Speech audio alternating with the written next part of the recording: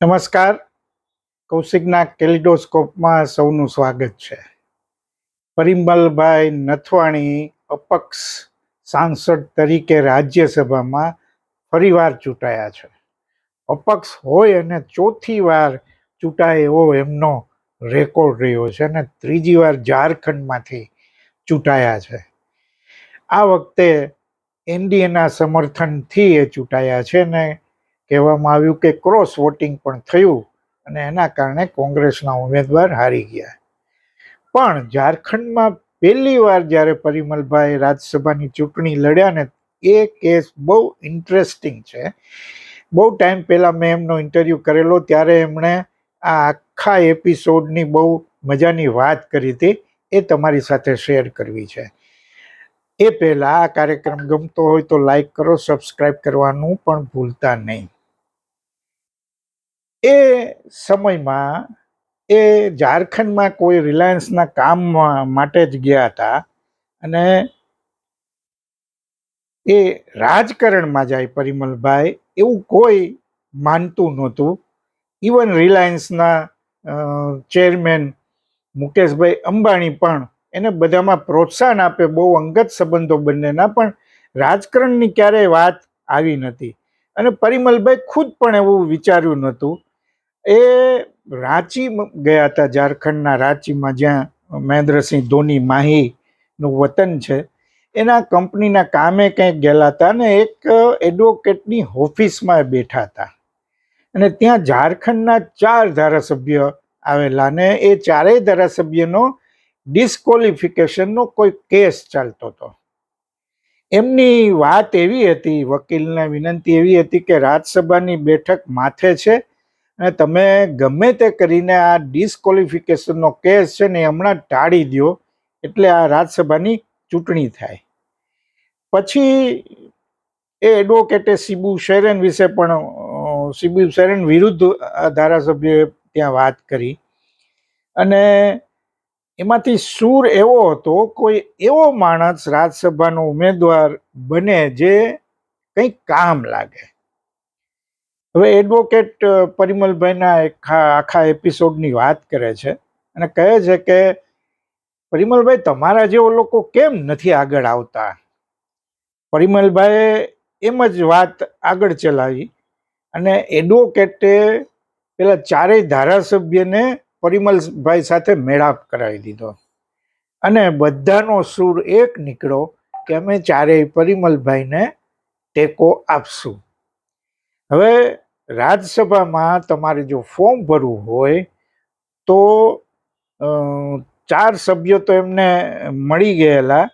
પછી એ 4 ધારાસભ્યોએ એમ કીધું કે સાંસદ ટેકલાલ મહાતોને પણ મળો, એ પણ તમને મદદ કહે છે. એટલે પછી એ મહાતોને મળવા રામગઢ ગયા અને મહાતોએ 7નો આંકડો કરી આપ્યો, એટલે કે 4+3, અને સ્પષ્ટ કહ્યું કે આનાથી વધુ મદદ ન થાય. હવે તમારે ફોર્મ ભરવું હોય રાજ્યસભાના ઉમેદવાર તરીકે તો 10 ધારાસભ્યોનો ટેકો જોઈએ, એની સહી જોઈએ. પછી આગળ વાત વધતી ગઈ અને કુલ 12 ધારાસભ્યોની સહી મળી.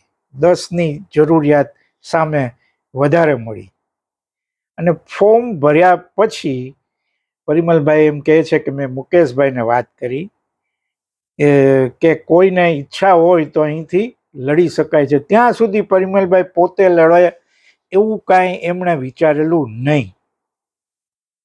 તો મુકેશભાઈ એમ કીધું કે જો કોઈ ન હોય તો હું લડવા તૈયાર છું. પછી એમ વાત થઈ અને મુકેશભાઈ કહ્યું કોઈ વાદ વિવાદ ન થવો જોઈએ, બધાને સાથે રાખો અને હાર તો જોઈએ જ નહીં, એવું લાગે તો વિડ્રો કરી લેજો.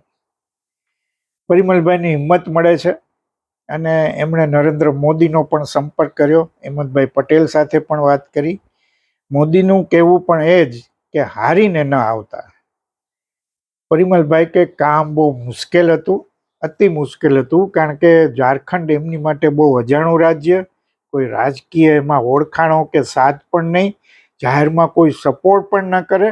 સ્થાનિક રિલાયન્સ અધિકારીઓએ સંપર્ક કરાવ્યા અને પરિમલભાઈ સવારથી રાત સુધી ખાનગી મિટિંગો કર્યા કરે અને એમની સામે કોંગ્રેસના બહુ મજબૂત ઉમેદવાર હતા આર.કે. આનંદ. અને મીડિયામાં પણ એવા જ રિપોર્ટ આવે કે પરિમલભાઈની હાર નિશ્ચિત છે, કારણ કે એની સામે આર.કે. આનંદ ઊભા છે. કેટલાક લોકોએ તો પરિમલભાઈ જે હોટલમાં ઉતરતા ત્યાં ધરણા પણ કર્યા. કેટલાક લોકોએ મારા એમ કે પરિમલભાઈ વિરુદ્ધ રેલી પણ કાઢી, પણ મુકેશભાઈનો સાથ હતો. અને પરિમલભાઈ ત્યારે મને કહેલું કે મારું કન્વિક્શન દ્વારકાધીશ અને ખોડિયાર માતાના આશીર્વાદથી હું જીત્યો.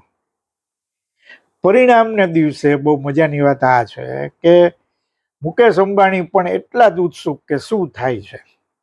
એમાં આર.કે. આનંદના વાંધાના કારણે ઝારખંડનું આ બેઠકનું પરિણામ સૌથી મોડું આવે છે. એ દરમિયાન તો મુકેશભાઈના પરિમલભાઈને 3-4 વાર ફોન આવી જાય છે કે પરિણામ આવે તુરંત મને ફોન કરજે. જીત્યા પછી મુકેશભાઈને ખબર આપે છે અને મુકેશભાઈએ અભિનંદન આપી અને શું કહે છે એ સાંભળવા જેવું છે. એમણે કહ્યું, રિલાયન્સનું લેબન લઈને ફરવાનું નથી, સારા સાંસદ બનો, ઝારખંડનું કામ કરો અને જરૂર પડીએ ટ્વિટર પણ રાખજો. પરિમલભાઈ કહે છે કે રાજ્યસભામાં શપથ લીધા ત્યારે રોમાંચ હતો, પણ મેં નક્કી કર્યું કે મહિનામાં 1-2 વાર ઝારખંડ જરૂર જઈશ અને ગુજરાતમાં જે વિકાસનું મોડેલ વિકસ્યું છે એ ત્યાં અમલી બને એવી પણ મારી ઈચ્છા છે. ખનિજ સંપત્તિના કારણે ઝારખંડ બીજું ગલ્ફ બની શકે એવી ક્ષમતા ધરાવે છે અને રાજ્ય સરકારની નીતિઓમાં કેટલાક ફેરફાર પણ જરૂર છે. અને પરિમલભાઈ સતત 3જી વાર આ ઝારખંડથી ચૂંટાય છે અને ઝારખંડમાં એમણે પોતાના MP તરીકેના ફંડમાંથી પણ ઘણા વિકાસ કામો કરાવ્યા, પોતાના અંગત ફંડમાંથી પણ એમણે ઘણા બધા વિકાસ કામો કર્યા છે. પરિમલભાઈ ફરી ચૂંટાયા છે અને એ બાબતે ઘણી બધી ટીકા ટિપ્પણીઓ થાય છે, પણ 3જી વાર અને કુલ 4થી વાર અપક્ષ રહીને સાંસદ ચૂંટાવવું, રાજ્યસભામાં ચૂંટાવવું એ નાની વાત નથી. ટીકા ટિપ્પણીઓ થતી રહેવાની, પણ રાજકીય રીતે તમે જુઓ તો પરિમલભાઈએ આ કઈ રીતે ઓપરેશન પહેલી વાર જે ચૂંટણી લડ્યા કેવી રીતે ઓપરેશન પાર પાડ્યું હશે વિચાર કરો તમે. અને હવે આ 4થી વાર અને ઝારખંડમાંથી 3જી વાર ચૂંટાય છે. આ છે પરિમલભાઈ નથવાણી. એના વિશે ઘણું બધું કહી શકાય એવું છે. એમના એકવાર જન્મદિવસ ઉપર મેં વિડીયો બનાવેલો, એની લિંક પણ સાથે આમાં જોડી છે, આપ પણ જોઈ શકો છો. આભાર.